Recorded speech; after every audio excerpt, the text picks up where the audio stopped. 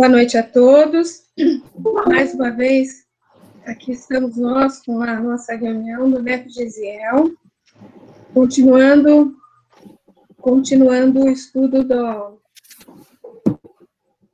estudo de Mateus, capítulo 10. Então, para iniciar a nossa reunião de hoje, nós vamos contar com a prece que a Renatinha vai fazer para a gente. Por favor, Renatinha. Vamos todos respirar profundamente. Fechar os nossos olhos. E pensar em Cristo. Vamos ficar em frente a Ele, pedindo a sua bênção. Agradecidos que somos pela vida, por tudo que nós temos. Agradecidos pela oportunidade do estudo, pela oportunidade do entendimento do seu Evangelho, a Boa Nova, para que nós possamos compreender a lição de hoje e assim praticá-la no nosso dia a dia. Graças a Deus. Graças a Deus. Boa noite, Nilson, que eu não cumprimentei ainda. Acho que os demais eu já cumprimentei. Vamos colocar aqui na tela.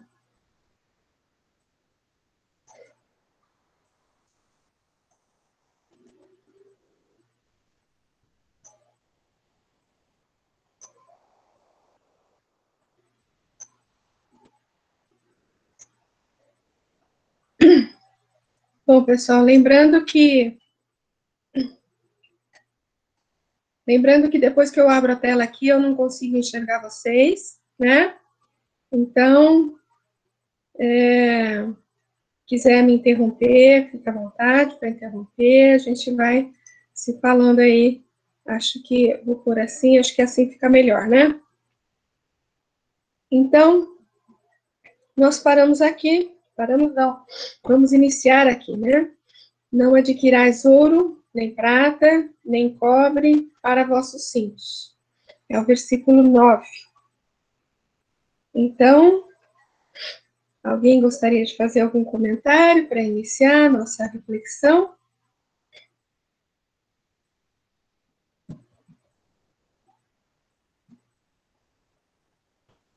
Eu vou fazer um comentário bem simples, mas assim, eu entendi que é a questão da gente não se apegar às riquezas materiais. Então, pelo que eu li na Bíblia, né, no Evangelho, diretamente, fala dessa questão mesmo, de que a gente tem que ser digno do nosso pagamento pelo trabalho diário, né, que a gente deve fazer jus ao que a gente tem para receber de acordo com o trabalho que a gente faz. E eu acho que, digamos, na essência seria essa ideia, a gente não se preocupar em amontoar riquezas, mas da gente fazer jus àquilo que a gente recebe a cada dia pelo nosso trabalho, pela nossa dedicação. Eu entendi dessa forma. Muito bom. Alguém mais quer colocar alguma coisa? Nem Val. Eu queria só fazer uma leitura, né, tá no Evangelho, né, segundo o Espiritismo, quando comenta sobre a caridade segundo Paulo, né, ele fala assim, porque a caridade está ao alcance de todos, do ignorante e do sábio, do rico e do pobre, e por quem depende de toda crença particular. E faz mais, define a verdadeira caridade. Mostra não somente na beneficência, mas no conjunto de todas as qualidades do coração, na bondade e na benevolência para com o próximo. Esse é um comentário ao final do comentário de Kardec, né, a respeito da caridade segundo São Paulo. Sim. Era isso que me veio, assim, caiu aqui para mim. eu procurando, me veio isso aí, né? Muito bom. Zezé ia falar alguma coisa? O que a gente pode fazer.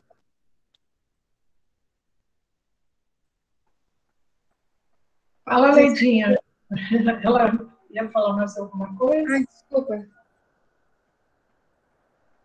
Não, era isso só o comentário, Zezé. Beleza, então. Não, eu só ia comentar aquela questão, né, que é colocada no Evangelho, não se pode servir a dois senhores, né? Porque quando você vai no propósito do auxílio, você não pode colocar o interesse pessoal e interesses materiais, porque não vai dar certo, né? Porque você vai estar abrindo brecha realmente a interesse, né? Realmente pessoal, porque no exercício do serviço a Deus, a gente tem que estar isento, né, da questão, não que a pessoa, como a Soninha bem colocou, a gente tem que trabalhar pelo nosso ganha-pão, fazer, não que ter bens materiais seja condenável, mas quando você está a serviço, isso é um negócio assim muito sutil, porque às vezes nós vamos fazer alguma coisa, né? E colocamos as questões materiais acima das espirituais. Por exemplo, numa casa espírita, né? Nós vamos desenvolver um trabalho, qual é a essência do trabalho que uma casa espírita deve ter, né? Qual o seu propósito? Essa é uma questão muito importante de se refletir, né? Porque quando a gente começa a misturar muito o ouro na história, a coisa complica. Complica porque, vamos dizer assim, a gente começa a querer construir templos de pedra, enquanto que não é esse o reino que Jesus nos fala, né? Do coração. Então, eu penso que é isso aí. Não se pode servir a dois senhores, né? Temos que nos focar. Muito bom. Eu pensei nessa frase que Jesus fez um alerta para eles não agirem como os sacerdotes dos templos, que eles recebiam um dinheiro em benefício de uma prece, eles recebiam uma oferenda porque eles iam orar, ou eles iam fazer alguma coisa. Não sei, me parece que é uma coisa assim muito sutil que o mestre colocou para eles não agirem como aqueles que cobravam para orar, para fazer as coisas, que era a ordem dominante lá dos templos, né, dos sacerdotes, dos sacerdotes. Eu pensei nisso. Muito bom. O Nilson tinha levantado a mão. Deixa eu... Desculpa, Ledinha, pode falar. Não. Não, é só que eu queria só dizer que eu lembrei que eu ouvi um comentário, eu não vou lembrar quem foi, mas assim, referente que naquela época, os judeus, eles tinham que pagar altos impostos, né? E os romanos, eles eram sempre presos por não conseguirem pagar os impostos. E os judeus, eles se ajudavam muito. E o olhar que eles tinham era essa ajuda financeira só, para tirar o outro da cadeia.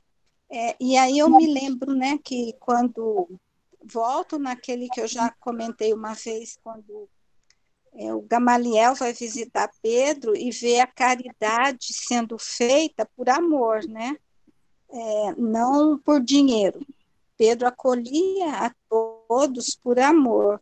E por isso que ele ficou admirado, porque os judeus eles só pensavam como, eu não sei o nome dessa, desculpa, viu, gente, porque eu não conheço todo mundo, dessa que acabou de comentar, é verdade que os judeus só se ligavam na parte financeira, né, do dinheiro mesmo, de acudir, mas não de estender a mão com amor. É só para que os judeus não ficassem presos, né? Mas fora disso, se vocês se virem aí, foi um comentário assim a respeito da época que eu ouvi, né? Uhum. E é interessante, né? Uma curiosidade que a gente, né, sabe a respeito, realmente voltado só para as coisas materiais, para o dinheiro mesmo, né? Sim. Nilson, ia falar alguma coisa, Nilson? Bem rapidinho, tudo bem, pessoal? Boa noite. Que eu acho interessante, porque aqui Jesus está dando aquelas orientações, como eles iriam semear, propagar a boa nova.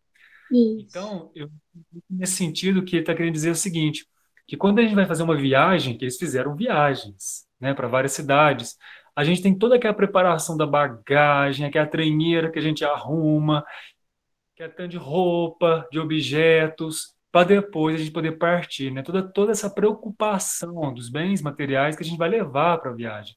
E Jesus está falando que vocês não precisam disso. Vocês vão para as cidades levar a boa nova e vocês não precisam de bagagem material, física, porque vocês já têm a espiritual. É dessa bagagem que vocês precisam. Então, no 10, porque tem essa parte, né, de não colocar... A tradução da Bíblia que eu utilizo tá: não levem nos cintos moedas de ouro, de prata ou de cobre. É como se tivesse amarrado aquele saquinho de couro, amarrado no cinto, como se fosse um bolso mesmo.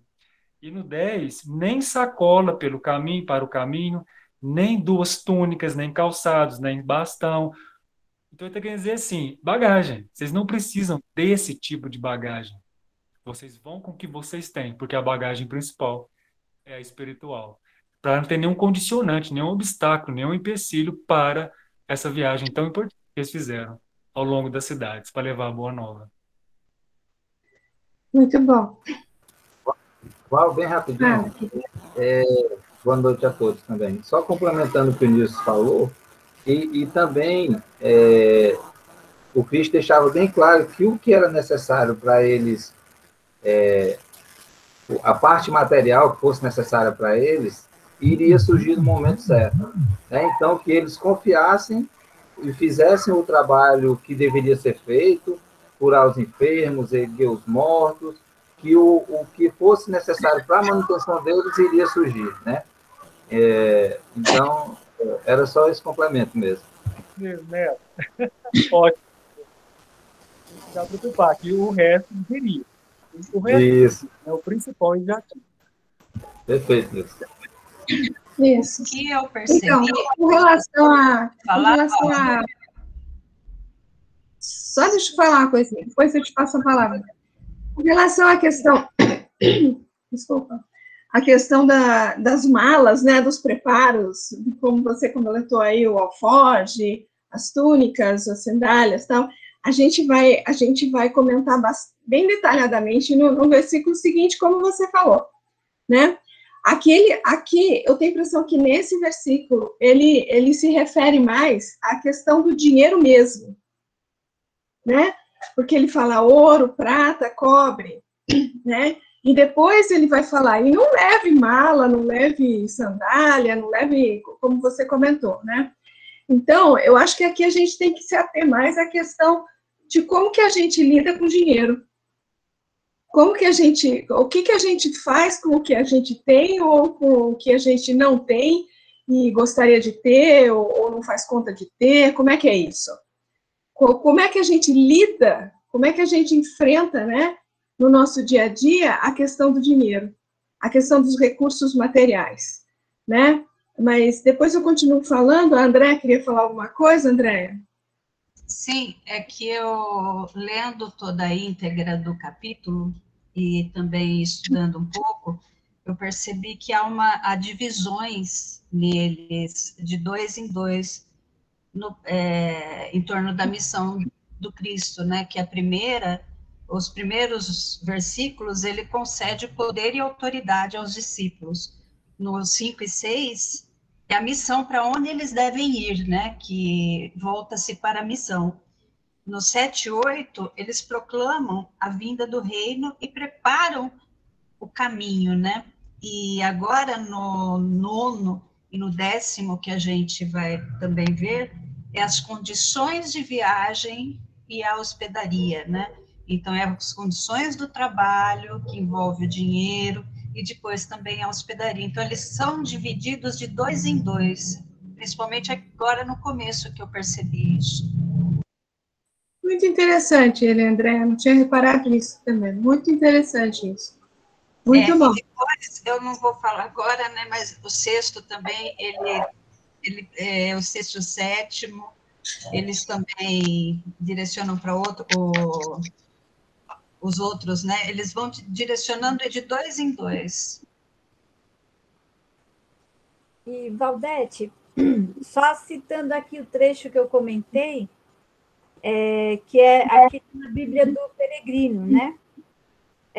Referente ao versículo 9 e 10, ele está unido aqui no comentário abaixo, está assim: levar 2 túnicas era considerado luxo.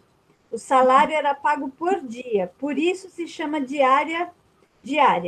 O trabalhador era diarista. É como dizer que os enviados não acumularão dinheiro, viverão do seu salário merecido dia por dia, confiando em Deus segundo o ensinamento do mestre. E eu acho que aí você fez a pergunta, né? Como é que a gente lida ou pensa essa questão do dinheiro? E eu acho que o que nos falta muito é essa fé clara de que, se nós fizermos a nossa parte, o que a gente precisa nos será dado, né? Para que a gente realize aquilo que a gente precisa realizar, para que a gente cumpra a nossa missão, cumpra aquilo que a gente veio fazer. Então, se a gente estiver realmente com boa vontade, afinco, interesse e compromisso, o salário do dia nos será dado.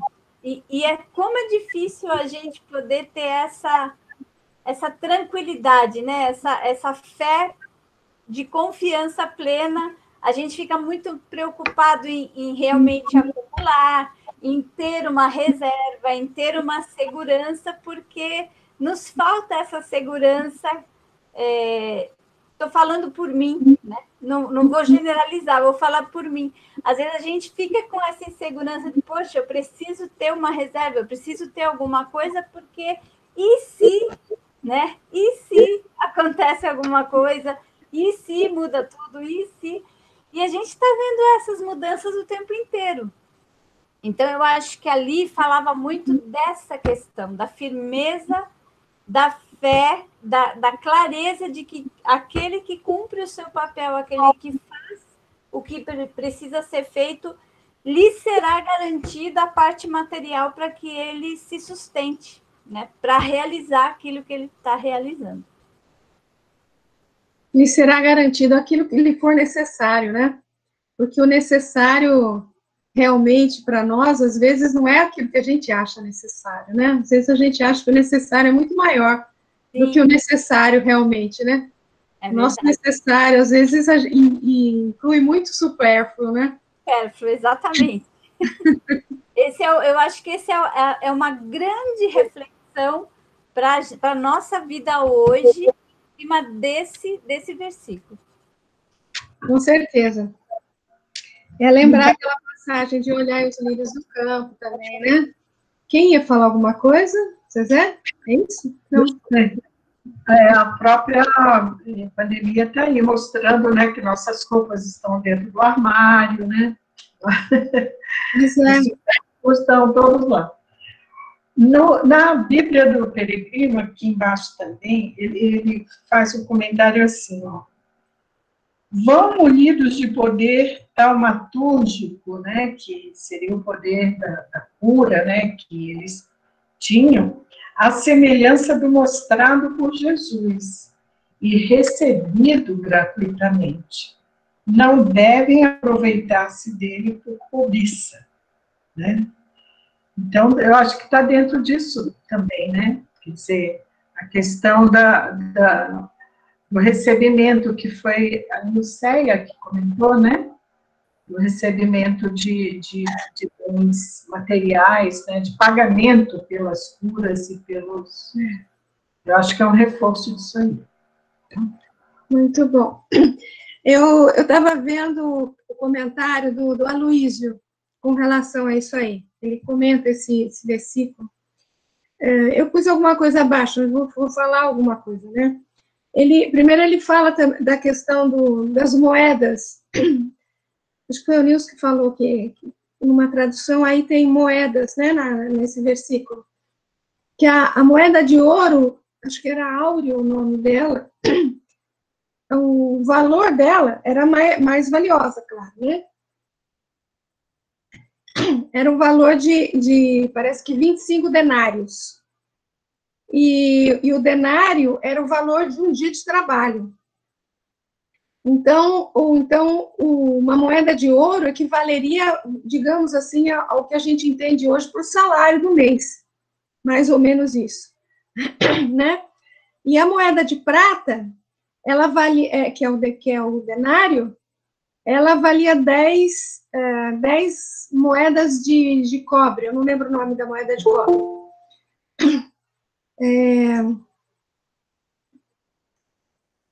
10 moedas de cobre. Então ele fala assim, quem recebia pelo seu trabalho com moedas de ouro é porque recebia muito, era muito rico, excessivamente rico, né? Quem recebia pelo seu trabalho em moedas de prata ainda era rico. Não tão quanto quem recebia em ouro, mas ainda era muito rico. E quem recebia em cobre é porque era muito pobre, porque a moedinha de cobre não valia quase nada, né? Era a menor moedinha de todas. Então, ele faz a relação desse versículo aí, dizendo assim, não precisa nem de ser aquele excessivamente rico, o que recebe em ouro, nem o que é rico ainda, que recebe em prata, e nem precisa ser aquele que é muito pobre. Você pode ir, não precisa ser pobre, rico ou muito rico. Você tem condições de fazer o trabalho que você está destinado a fazer sem nada, né? Não, independe disso. Muitos dos trabalhos que a gente faz como discípulo, né, como servo do Cristo, a gente faz sem dinheiro nenhum. Existem os que a gente faz com dinheiro, a gente doa cesta básica, a gente costura roupinha e faz roupinha e gasta dinheiro, né? Mas muita coisa que a gente faz, né, que a gente não precisa de dinheiro. Isso a gente está vendo na pandemia hoje, né? Quanto não se comenta de que você pode fazer caridade mesmo estando em casa, sem sair e sem gastar um centavinho, né? Telefonando para aquela pessoa que você faz tempo que não vê, alguém que você sabe que está adoentado, liga para saber como é que está. Esses comentários a gente tem ouvido muito ultimamente, não é? Conversa com aquele amigo que parece que não está muito bem, faz aquele atendimento fraterno com quem está dentro de casa mesmo, né? Eu tenho meu pai com demência, eu tenho que fazer atendimento fraterno todo dia, entendeu? Né? Eu não sei se eu estou cumprindo tudo que eu tenho que cumprir, mas a gente está tentando, né? A gente está tentando. Então, é sobre esse aspecto, sobre como que a gente encara essas coisas, né? Como que a gente encara o dinheiro? É sobre esse aspecto que ele trabalhou. É o miudinho número 40, se eu não me engano, se vocês quiserem depois, né, se aprofundar, ver melhor, tal. Eu vou colocar aqui, ó, ouro ou prata, relação com apego, que nos leva a acumular mais. Como a Zezé falou, a gente está com um monte de roupa no guarda-roupa que não está sendo usada, né? Busca de uma segurança não baseada em Deus, mas nos recursos do mundo. Foi o que a Soninha falou, né? Fala da nossa relação com os recursos materiais, recursos monetários. Lembramos da passagem de Judas, né? Quando Judas sai com a bolsinha lá, com as moedinhas dele, E Jesus fala, tomara que você não venha a vergar com o peso dessa bolsa. E era uma bolsa tão pequenina.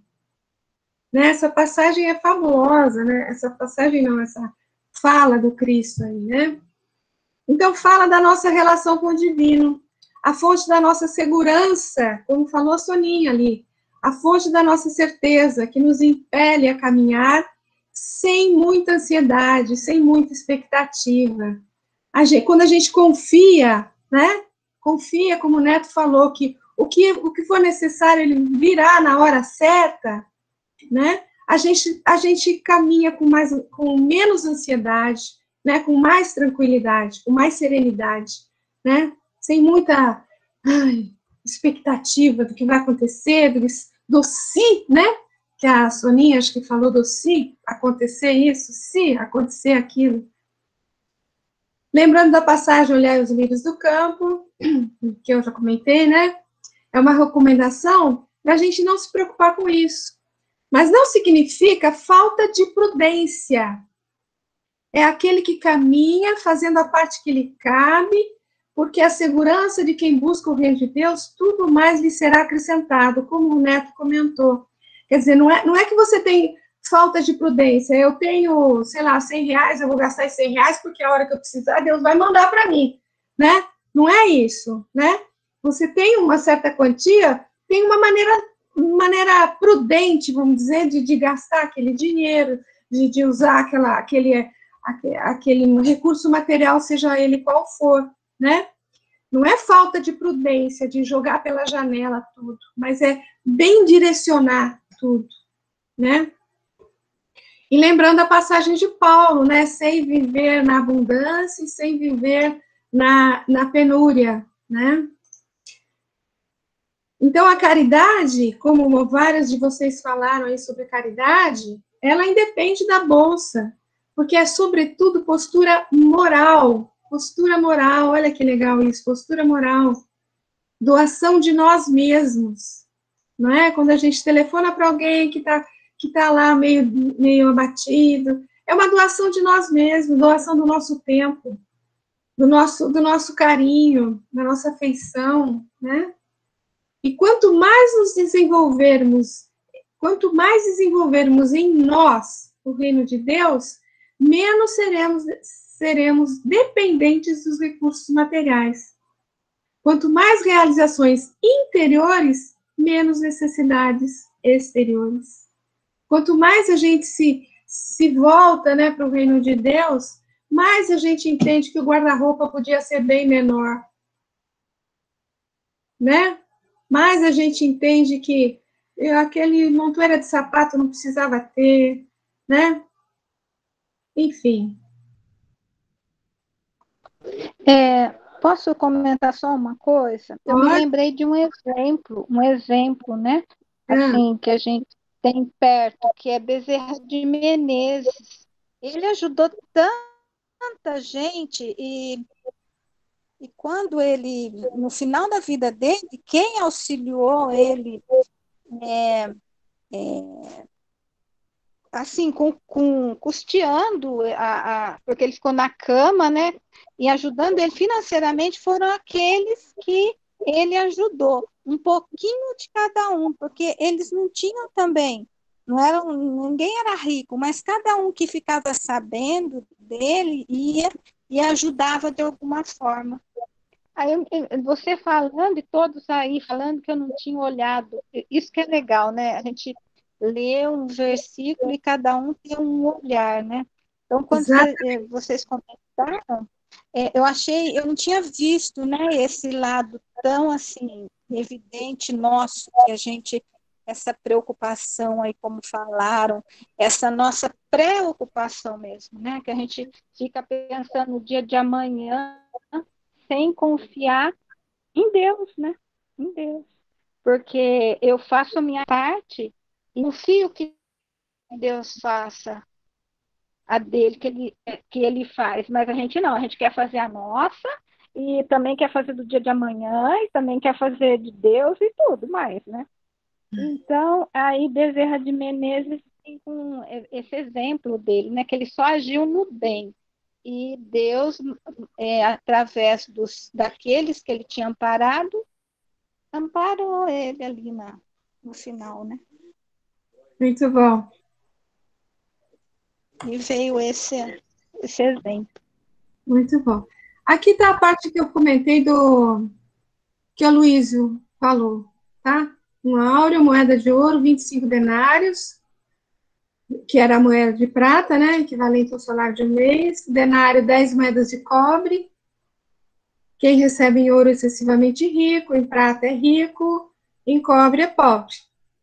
Aqui Jesus quer dizer que a atividade missionária, os discípulos não precisavam ser nem excessivamente ricos, nem ricos e nem pobres. Ou seja, a questão monetária não está em pauta, não interfere na sua ação, né, como servidor do Cristo.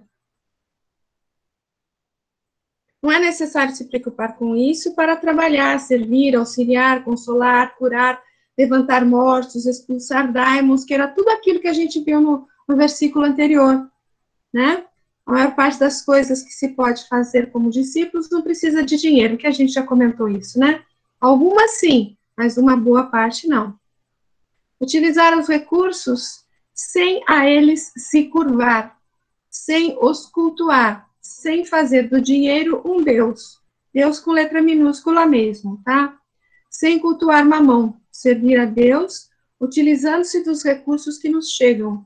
É um desafio encontrar a medida para o rico e para o pobre.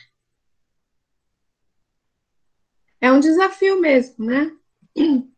Porque, como a gente já comentou, né, da questão do rico, que é uma prova complicada, que é o que ele precisa, lembra que a gente falou? Ele precisa daquele dinheiro, porque ele precisa passar por aquela prova, né? É difícil, às vezes é difícil a gente admitir, mas é assim mesmo, não é? E o pobre também precisa daquela situação para aprender algumas coisas, né?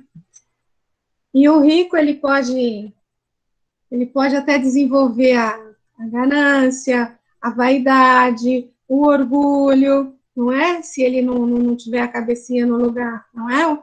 E o pobre, ele pode se revoltar, né?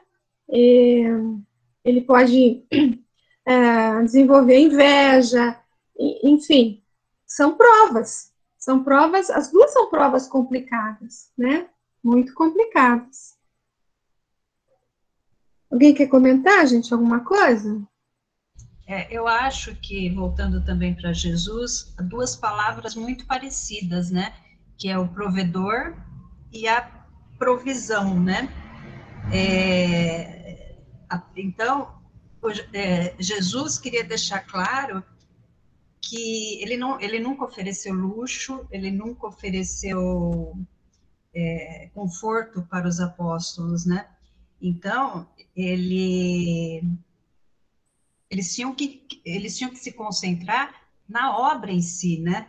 E não no que tinha, e não nos preparativos pequenos, né? Eles tinham que ver, Jesus era o provedor, né? Então, o dinheiro seria a provisão, né? Então, eu vejo isso também. Eles tinham a certeza do provedor, né? Que era Jesus, que sempre estaria amparando, indicando o caminho, sem a provisão, que são palavras muito parecidas. Eu só diria que o provedor seria Deus, né? Sim. E é isso que Jesus estava tentando passar para eles, né? O provedor seria Deus. Só isso. Eu entendi o que você falou, mas só uma colocação aí que eu... Mais alguma coisa, gente?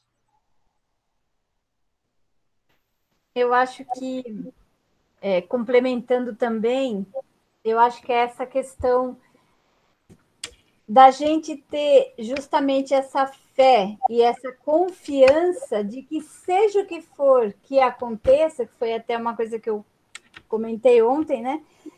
Seja o que for que aconteça, ter essa clareza de que é o melhor para nós. Então, se for para passar uma dificuldade, se for para ter uma limitação, se for o que for que acontecer, é aquilo que é o melhor para nós, que é o que a gente precisa para aprender algo para a nossa vida. Então, essa entrega, né, essa confiança sem se preocupar com o futuro, nesse sentido, né, como você falou, com prudência, fazendo a sua parte, cuidando das coisas como tem que ser cuidado, mas sem o apego à parte material como prioritária na sua vida. E sim, como disse a Zezé, focar na parte espiritual, na missão, no compromisso, seja ele qual for que a gente tenha. Os apóstolos tinham uma missão diferenciada, a gente tem aqui uma missão talvez diferente, né? Não nesse nível, mas a gente tem a nossa missão, né? Então, a gente precisa ter condição básica para que essa missão aconteça. E se a gente fizer a nossa parte, tiver a fé, tiver essa entrega, com certeza o que a gente precisa para dar conta da missão vai ser dado a nós. Isso é um aprendizado que eu tenho tido, assim, muito grande, e isso dá uma paz. Quando você tem essa entrega, quando você consegue perceber isso com clareza, aí o coração se acalma, porque você entrega, simplesmente confia. A mensagem do Salmo de hoje, do Saulo César, foi de Mateus capítulo 26, 50. E essa questão da gente sempre olhar para o bem, né? O versículo é: Jesus, porém, lhe disse, foi na hora do beijo de Judas, né? Jesus, porém, lhe disse: companheiro, aqui vens. Então, depois de se aproximarem, lançaram as mãos sobre Jesus e o prenderam, né? Foi a hora que o Judas deu o beijo e houve a prisão do Cristo. Então, isso quer dizer o quê? Que mesmo ali, ele sabendo que ele estava indo para a prisão, ele chamou Judas de companheiro, meu amigo, aqui vens, né? E isso nos leva também a perceber que a gente tem que sempre abrir as nossas portas para o bem até a última hora da nossa vida aqui na Terra, né? A gente sempre tem que praticar o bem, a gente sempre tem que saber que sempre haverá o amanhã, né? Então, a gente tem que estar sempre aberto para exercer o bem. Muito bom. E pensar quais ações que a gente pode realizar sempre, né? Mesmo em pandemia, como a Valdete falou, uma ligação, uma mensagem, uma oração. Tudo bem. Aqui, eu queria ressaltar esse final aqui. Ele está falando aqui em utilizar os recursos sem a eles se curvar, né? Sem os cultuar, né? E embaixo ele coloca, servir a Deus utilizando-se dos recursos que nos chegam. Da gente ter noção, eu me lembro aqui da parábola dos talentos, né? E seja lá qual for o recurso que nos venha, que a gente possa saber, busquemos o auxílio do alto, né? Para que a gente possa saber como direcionar e não enterrar, né? Como fez o nosso amigo lá da parábola, né? Então, com todos os recursos que a gente tem, sejam eles poucos, né, escassos ou muitos, servir a Deus utilizando-se dos recursos que nos chegam, né? Esse é o grande desafio. Vamos ler um pouquinho? Val, só fazer rapidinho. Eu lembrei muito de um amigo muito querido, que foi um médium espetacular, já está no plano espiritual, que ele ficou bastante doente no final da vida dele, com complicações do diabetes e tal, ficou meio cego, já não andava e tal, e ficou bem ruimzinho. E ele sempre falava assim: Deus me deu, Deus me tirou, que seja feita a vontade de Deus. Ele sempre repetia isso, entendeu? no final da vida dele, que ele foi um trabalhador assim incansável pela doutrina, fez muito bem a muita gente, tal, muito querido. E ele falava isso: Deus me deu, Deus me tirou, que seja feita a vontade de Deus. Flávio. Muito bom, né? Então, no livro Segue-me, capítulo 49, titulado Serviço. Trabalhando para não sermos pesados a nenhum de vós. Paulo, né, na Tessalonicenses. Antes de Jesus, o serviço, sem dúvida, constituía abjeção ou miserabilidade. Quer dizer, quem trabalhava eram os escravos, os servos, né? Os romanos, imagina, eles não faziam nada, né? Eles só mandavam nos servos e mandavam nos escravos. Então, quem tinha que trabalhar era porque tinha uma condição, era considerado uma condição muito inferior, né?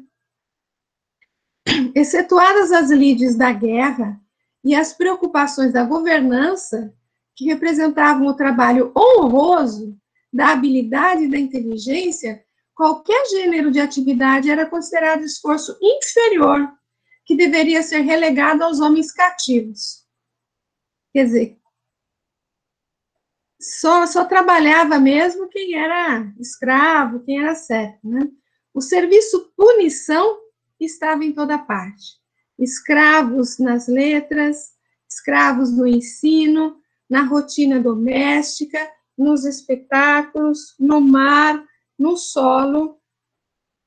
Onde estivesse alguém ajudando ao próximo, no uso respeitável dos braços, aí se achava um coração jungido à vontade despótica do Senhor, sem qualquer direito à própria vida.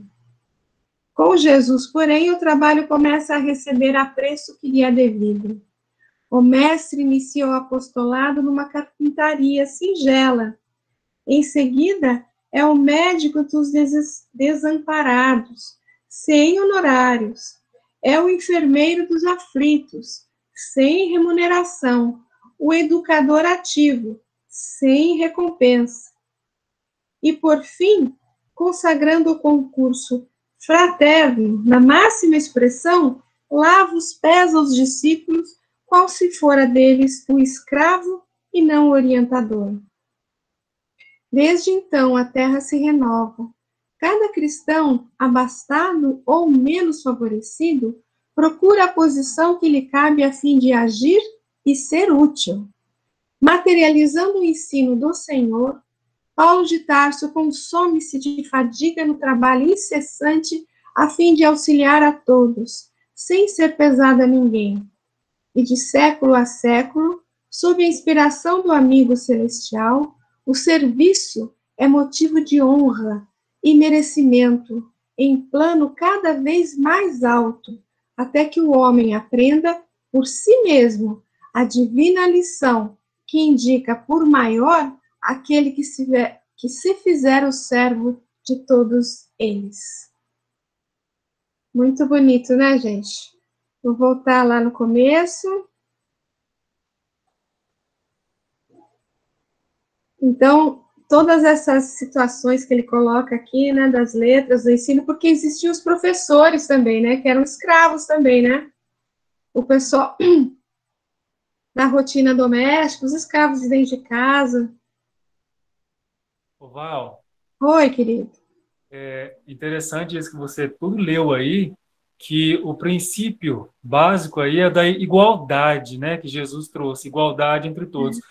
E aí isso fica muito aparente, essa dificuldade que eles tiveram, os romanos, de aceitar essa igualdade no livro há 2000 anos. Isso fica bem claro. Quando o Públio tem muita dificuldade em entender a Lívia. Até a Calpurnia, que era sua amiga do peito, sua amiga do coração, também não entendeu, não conseguiu assimilar essa mudança, essa alteração nos sentimentos da amiga, né, de Lívia. Então fica os dois meio assim, não entende. Lívia não entende esse profeta, essa nova maneira de ver o mundo, de ver o próximo. Eles deixam a Lívia de escanteio, literalmente. E Lívia sofreu muito com isso, né? Por quê? Por conta da igualdade. Eles não entendiam isso. Era muito inovador para eles, né? Igualar um romano a um escravo, a um trabalhador. Era revolucionário, né? Muito bem lembrado. Ótima lembrança, né? Tem algum comentário mais, gente? Esse versículo aqui que o Paulo coloca aqui, Paulo não é o Emmanuel que coloca aqui o versículo do Paulo, é que onde ele ia, ele se negava a ficar simplesmente dentro da Casa do Caminho, por exemplo, ou Antioquia. Ele sempre montava a tendinha dele lá de tecelão, né?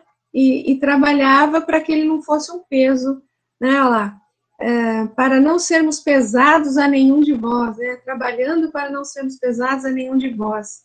Ele sempre montava a tendinha dele lá e trabalhava, fazia tapete, consertava sandália, consertava tenda, né? Para ganhar um tiquinho de dinheiro para não ser pesado para a Casa do Caminho e para auxiliar também, né? Que nas viagens que ele faz, ele também trabalhava assim, lembra? Muitas viagens que ele fez por conta de conseguir algum dinheiro para levar para a Casa do Caminho por causa dos enfermos, né? Para auxiliar os enfermos lá, auxiliar os acolhidos lá, né? Acho que a Zezé ia falar alguma coisa. Esse meu amigo mesmo, eu lembrei dele agora, veio essa lembrança. Ele fez um comentário uma vez que Roma, a decadência de Roma iniciou justamente aí, quando as mulheres cederam toda a educação dos filhos, toda a casa, tudo era feito pelos escravos, e começou a haver uma decadência na estrutura da própria família, o que foi levando pouco a pouco a decadência da sociedade romana. Bem atual, né? Se eu não me engano, isso também é tratado há 2000 anos, não está, Nilson? Você que está estudando... Isso. O público deixa isso bem claro, Emmanuel, né, que as mulheres perderam aquela função de matriarca, aquele amor materno, carismático da família, porque terceirizaram todo esse trabalho às escravas, às amas de leite, né? Ele deixa isso bem claro mesmo. Isso aí. Vem daí, então, tá? Tá lá de justificar o comentário. Isso aí. Tem mais algum comentário aí, gente?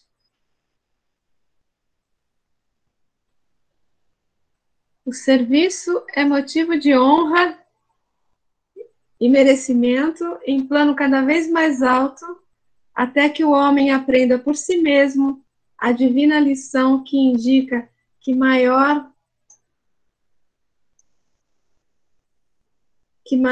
por maior aquele que se fizer o servo de todos eles. Quando a gente realmente aprender isso, talvez a pandemia acabe. Um detalhe sobre essa fala aí com relação lá no Império Romano, que as mulheres deixaram tudo nas mãos dos escravos, e o pior que para utilizar do tempo somente em práticas ruins, em práticas negativas, né? Porque estavam ligados às piores práticas possíveis.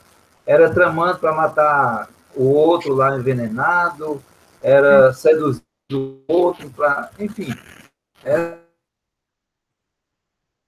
Verdade, Neto. Acho que deu uma travadinha. Não digno, né? Pelo menos, né? Ao contrário, utilizava do tempo para fazer coisas abjetas, né? Enfim. Muito bem lembrado. Mais alguma coisa? Vamos ler outro aqui? Segue-me, de Emmanuel, auxiliar e servir. E amarás o teu próximo como a ti mesmo. Jesus, Lucas, capítulo 10. Irmãos, quando estiverdes à beira do desânimo porque alfinetadas do mundo vos hajam ferido o coração, quando o desespero vos ameace, à vista das provações que se vos abatem na senda, reflitamos daqueles companheiros outros que se agoniam junto de nós em meio dos espinheiros que nos marginam a estrada, dos que foram relegados à solidão sem voz de amigo que os conforte, nos que tateiam a pleno dia, ansiando por fio de luz que lhe atenue a cegueira, nos que perderam o lume da razão e se despencaram na vala da loucura, nos que foram arrojados à orfandade, quando a existência na terra se lhes esboça em começo, naqueles que estão terminando a romagem no mundo atirados à ventania, nos que desistiram do refúgio da fé e se encaminham desorientados para as trevas do suicídio, nos que se largaram à delinquência, comprando arrependimentos e lágrimas na segregação em que espiam as próprias faltas, nos que choram escravizados à penúria, a definharem de inanição. Façamos isso e aprenderemos a agradecer a bondade de Deus, que a todos nos reúne em sua bênção de amor, de vez que a melancolia se nos transformará no ser,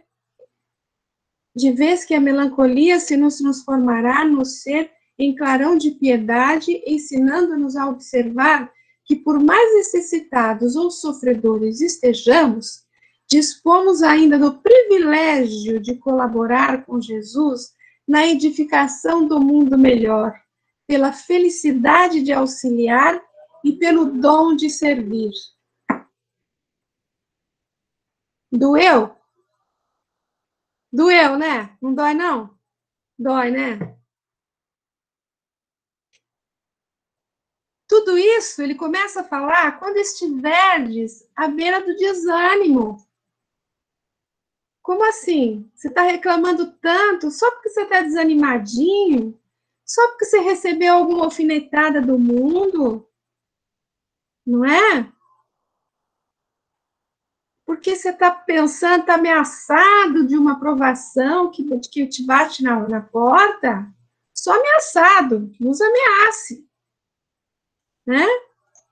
A gente tem que lembrar de todos esses aspectos que ele fala aqui, quantas situações. Emmanuel é sempre mestre nisso, né? Quando ele fala de um assunto, ele sempre cita diversas situações que a gente não lembra, a gente fala no geral, mas não lembra de tantos detalhes, de tantas situações diferentes, né, que nos fazem refletir mais ainda, né, mais seriamente sobre aquele assunto, né.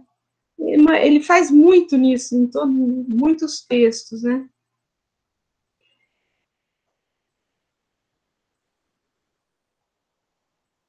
Alguém quer falar alguma coisa? São apenas alfinetadas, né? Alfineta,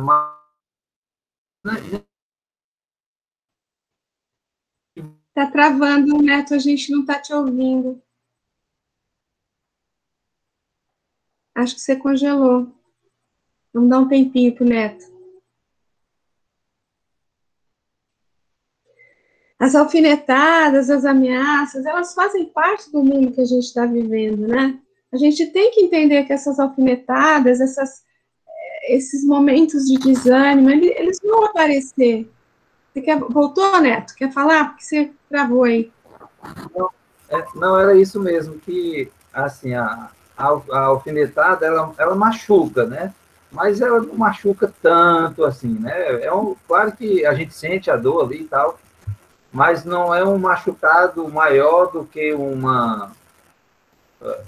Vou utilizar uma figura aqui. Travou de novo.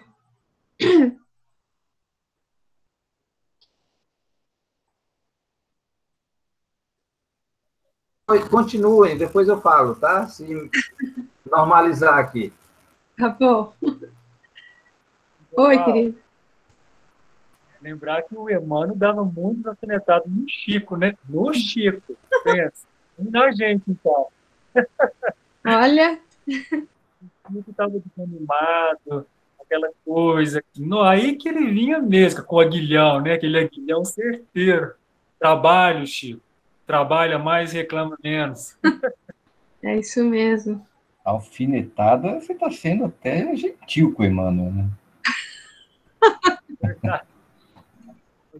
Emmanuel, Emmanuel. Em nós parece mais uma injeção de benzetacil, né? Não uma alfinetada. Então, e esse último parágrafo aqui, né? Deixa eu ver, deixa eu achar aqui. Em vez de melancolia, né? Lembrar que nós temos o privilégio, gente, o privilégio, a gente já comentou dessa questão do privilégio, né? O privilégio de colaborar com Jesus na edificação do mundo e a felicidade de auxiliar, né? Porque o fato da gente conhecer essa doutrina, a gente conhecer, ter o contato com o Evangelho do Cristo, né? É um privilégio. É certo que não existem privilégios diante de Deus, né? Mas é um privilégio que a gente pode colocar aí entre parênteses, digamos assim, né? É uma bênção muito grande da gente ter esse tantinho de conhecimento que a gente adquiriu e que mostram essas coisas para a gente, né? O privilégio que a gente tem de entrar em contato com esses textos maravilhosos do Emmanuel, André Luiz, né? E tantos outros aí, né? É um privilégio mesmo. Quer tentar falar agora, Neto? Deixa eu só falar uma coisinha, Val, só para completar o que você estava falando, que privilégio do Emmanuel aí é sinônimo de responsabilidade, né? Também.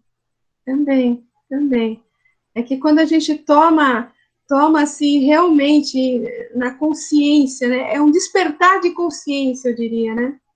Despertar nossa consciência de que nós temos esse dever, né? Esse privilégio de colaborar aí. Neto? Eu acho que já foi comentado depois, que o que eu estava falando é que as alfinetadas, elas não machucam, a gente sente ali o incômodo, né? Mas não é algo que nos machuca tanto para nos tirar a possibilidade da ação, né? Que nos impede de agir.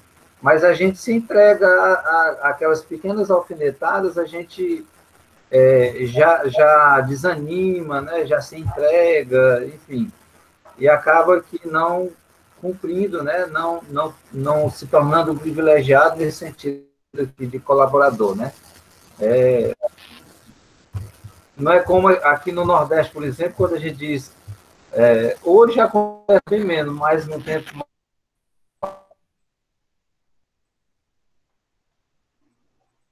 Ai, como é que é? pessoa, né? Você tomar uma peixeirada assim, mais uma agulhada.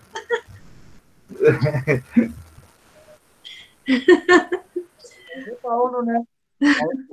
Paulo teve que levar quantas agulhadas? Agulhada acho que é pouco, né? Não, foi pancada, né? Foi chibatada mesmo, né? Chibatada, pedrada. E outra coisa que me ocorreu agora também, que todas essas situações que o Emmanuel fala aqui, né? Da solidão, da cegueira, a orfandade, o amigo que está perto do suicídio, das lágrimas, né? Todos esses que ele fala aqui, são situações que independem da bolsa, como a gente estava falando anteriormente, né? Todas elas independem da questão da bolsa, seja você muito rico ou pobre, você tem condição de ter uma palavra amiga para essas pessoas, né? É dar de si, né? Dar do seu tempo, da sua atenção, que isso não custa financeiramente nada. Então, não há ninguém que não possa realmente fazer a caridade de alguma forma, né? A gente muitas vezes fica com essa dúvida, não, mas eu só poderia fazer algo pelo próximo se eu tivesse numa situação diferenciada. E não. A verdadeira caridade, ela não depende tanto da parte financeira, ela é dar de si mesmo. E que tudo isso, na verdade, é a colaboração nossa para a edificação do mundo melhor. Tudo isso é. Não é? Mais alguma coisa, gente? Temos mais um texto, eu acho, contentar-se. Caminho, Verdade e Vida, 29, contentar-se. Não digo isso como por necessidade, porque já aprendi a contentar-me com o que tenho. Paulo.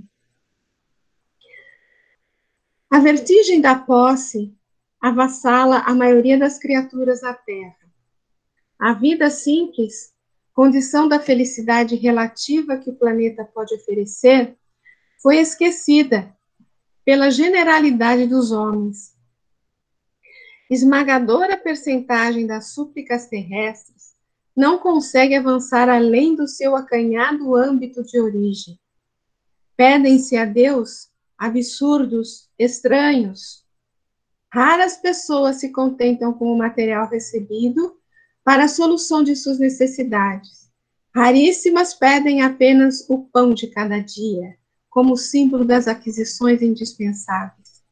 O homem incoerente não procura saber se possui o menos para a vida eterna, porque está sempre ansioso pelo mais nas possibilidades transitórias.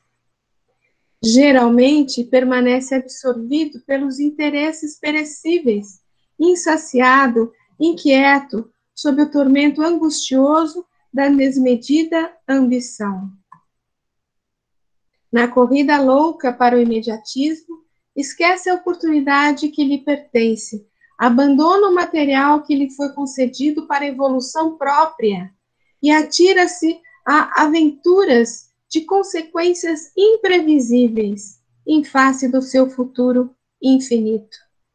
Se já compreendes tuas responsabilidades com o Cristo, examina a essência de teus desejos mais íntimos.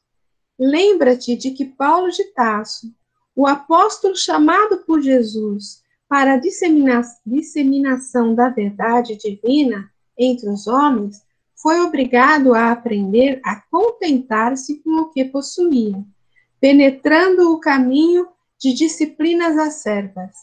Estarás, acaso, esperando que alguém realize semelhante aprendizado por ti?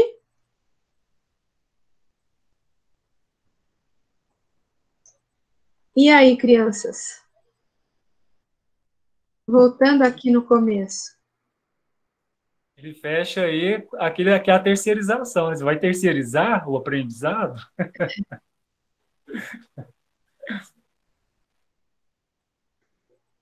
A gente costuma pedir absurdos, né? A gente costuma pedir coisas que a gente não precisa, na verdade, né? Val. Oi, querido. Walter. Aqui, isso tudo que nós estamos aqui discutindo, né, essas observações, tudo, me leva a 2, 3 pontos que eu acho que são importantes, né? A gente está falando aqui o tempo todo de caridade. Se não tiver compaixão, não tem caridade. Não tem jeito.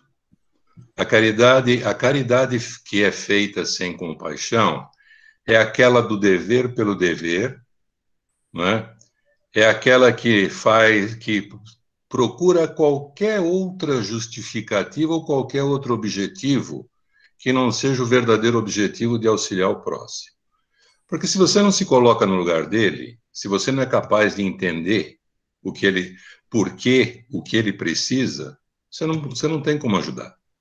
Mas se você tem a compaixão, não é a falta deste bem ou daquele que vai te impedir de fazer o que você tem que fazer. Porque se você não puder fazer por você, você faz através de outro. E é assim que a espiritualidade trabalha. ela faz através daqueles que têm condição de fazer. Sim. Não é? Quando ela não faz diretamente, ela fala, não, aquele tem condição de fazer. Então, eu uso. Então, eu preciso ajudar alguém que não tem dinheiro. Eu não tenho dinheiro, mas eu arranjo alguém que tem. Eu vou atrás de alguém que possa ajudar. Então, quando você tem compaixão, quando você é compassivo, a caridade flui muito mais fácil e atinge melhor o objetivo. Esse é o primeiro ponto. O segundo ponto é poder e bondade, né?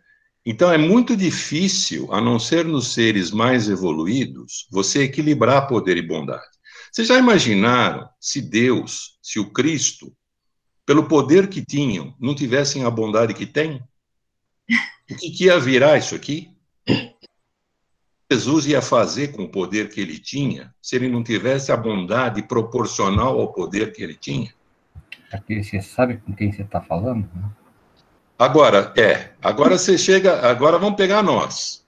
Onde é que está o nosso poder? O nosso poder está em tudo aquilo que a gente já tem, em tudo aquilo que a gente já conquistou ao longo da...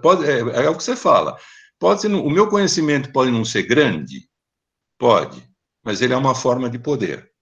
Agora, se você não aliar esse poder a um aspecto de bondade, o poder vira tirania, vira dominação, vira subjugação, vira escravatura. Você escraviza o outro, você humilha o outro pelo poder que você tem, né? E a bondade, se não tiver o poder proporcional, ela vira uma bondade sem obra, ela não tem aplicabilidade, ela fica no papel, ela fica na teoria, né? Então, é uma gangorra que a gente tem que tentar equilibrar, e que o Emmanuel chama atenção aqui. Poder e bondade tem que andar junto, porque se não andar junto, não funciona, né? Se um prevalecer mais do que o outro, não for proporcional ao outro, nem a boa obra sai, e nem você dá o que você tem sem subjugar o outro, sem causar algum tipo de dano ao outro. E a outra coisa é a razão, né? E é o uso da razão, da boa razão. Eu só vou chegar lá, e a minha fé, por exemplo, vai aumentar, a minha esperança de que é possível fazer vai aumentar, etc., se eu empregar bem a minha razão. Porque se eu usar a minha razão, como foi falado lá no caso dos romanos, lá, né?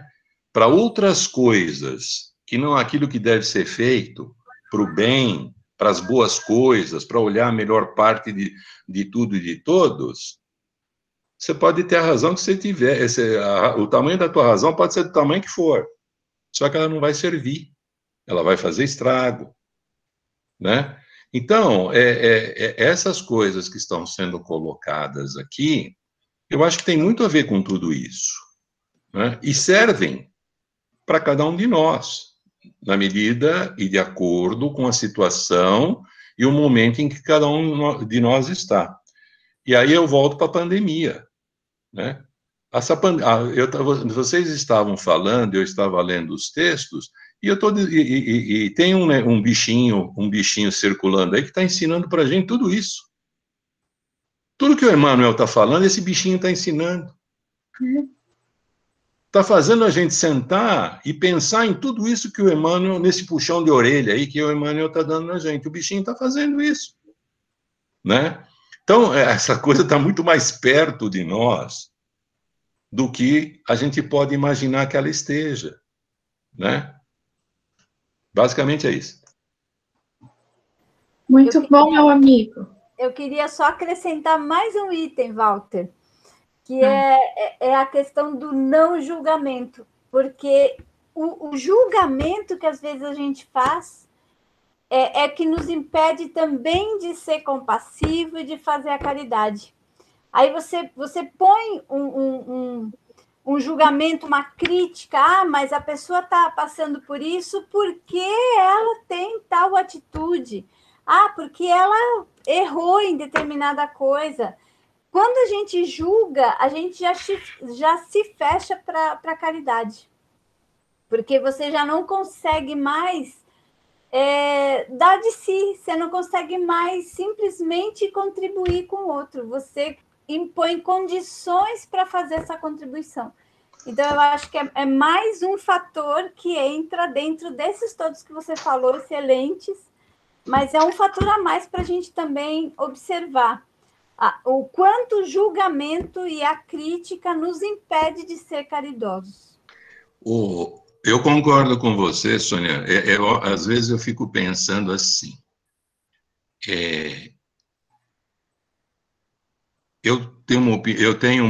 Eu falo uma coisa, você critica.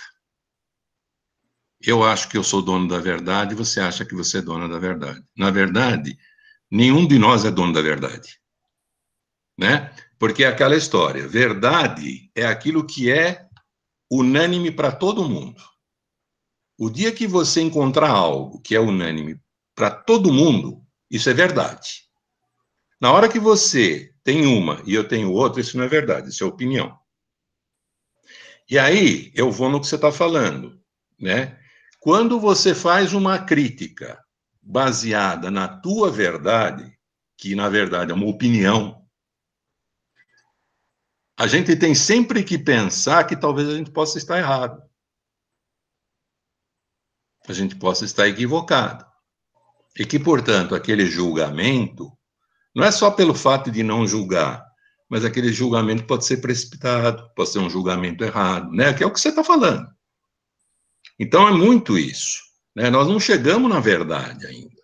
Nós estamos a caminho dela, né? Nós estamos a caminho dela. O dia que eu fizer tudo o que o Cristo ensinou, aí eu cheguei na verdade, né? Mas, enquanto isso, eu tenho opiniões que são válidas. Agora, volta o bom uso da razão. Se você não usar isso de forma adequada, com cuidado, né, para não ferir o outro, para não cometer injustiça, você vai continuar ferindo, você vai continuar cometendo injustiça, você vai continuar sendo precipitado, né, metendo os pés pelas mãos, criando inimizades, adversários, e por aí vai, né? Então, eu concordo com você, sim. Val, Fala, querida.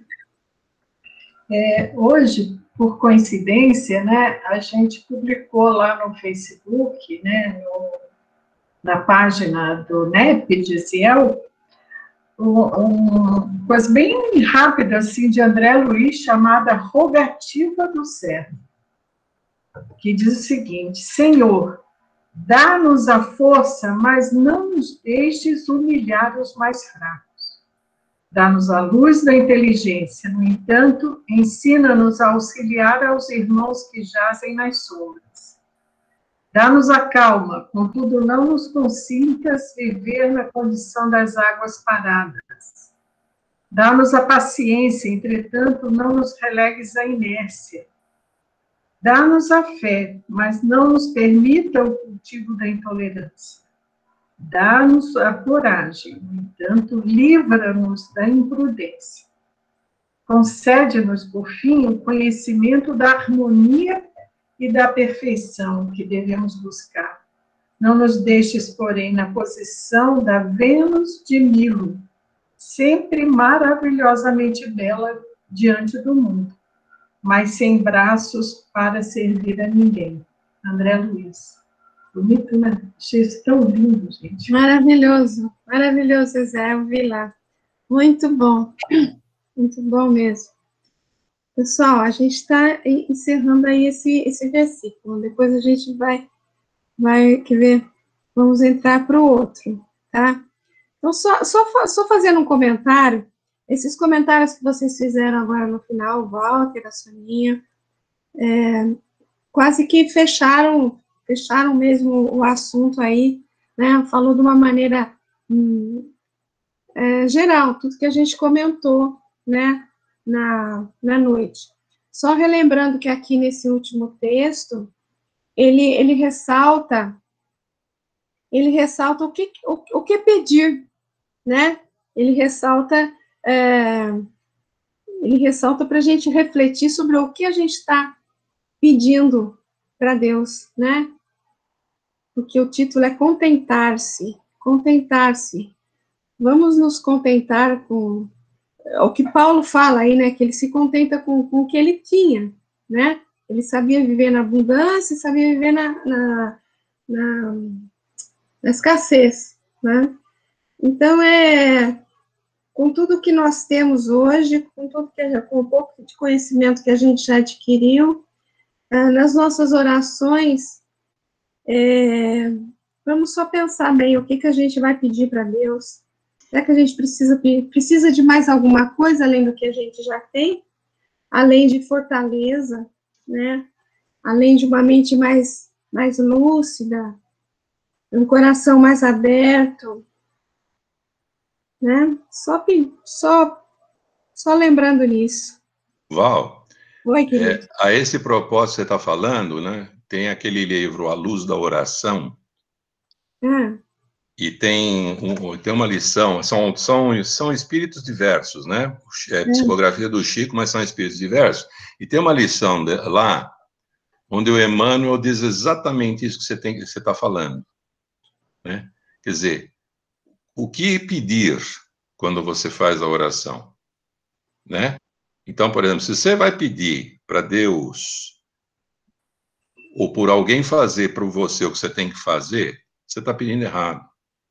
Não vem, né? O que você tem que pedir é diferente, né? Você tem que pedir força, você tem que pedir claridade para os teus pensamentos, para você enxergar o caminho que você deve fazer, como é que você deve passar pelas dificuldades, e por aí o Emmanuel vai. É uma lição muito legal e fala exatamente o que você está falando. Quer dizer, o que pedir, né? Quando que a prece, ela atinge o objetivo dela, quando que realmente ela tem validade, né?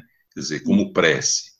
Porque não adianta, se você tem que pedir para Deus te tirar da sombra e não fizer nada para isso, ele não vai te tirar da sombra. Porque a sombra é benéfica para você. Você tem que sair dela por você, né? Que é o que você está falando agora. Mas é legal essa lição, viu? Chama-se A Prece, no livro A Luz da Oração. Se vocês estiverem aí, dá uma lidinha que é muito bacana. Eu estou falando disso porque não é porque eu lembro, não, porque eu sei, é que eu li hoje, coincidentemente. Né? Estava aqui falando, estudando sobre a prece e li. Então, eu me lembrei disso, tá? Tá que nem eu. Isso aí. Eu até queria... Ah, não, pode falar, Nilson, desculpa. Rapidinho, só lembrar da parábola do fariseu e publicano, né? Jesus lá e deixa bem clara a forma correta de orar.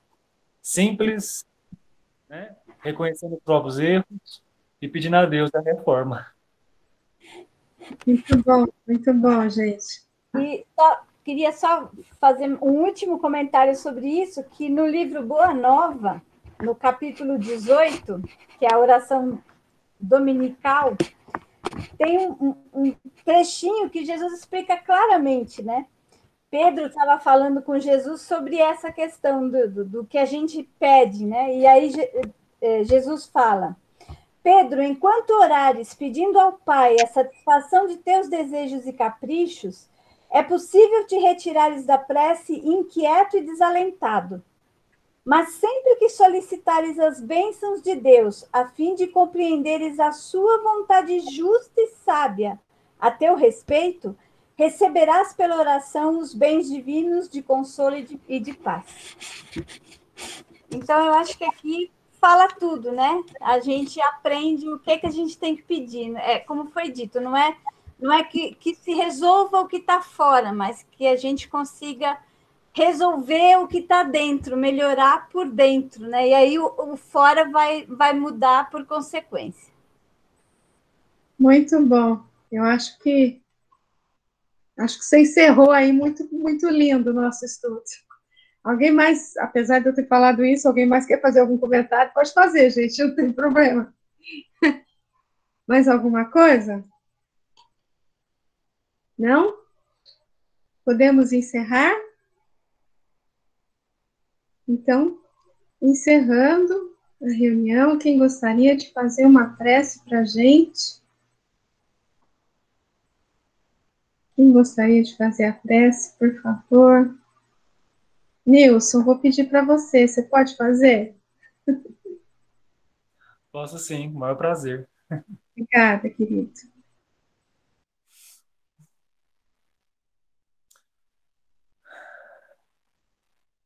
após esse banquete de luz, de conhecimento, de esclarecimento, do Evangelho do Cristo, à luz da abençoada doutrina espírita,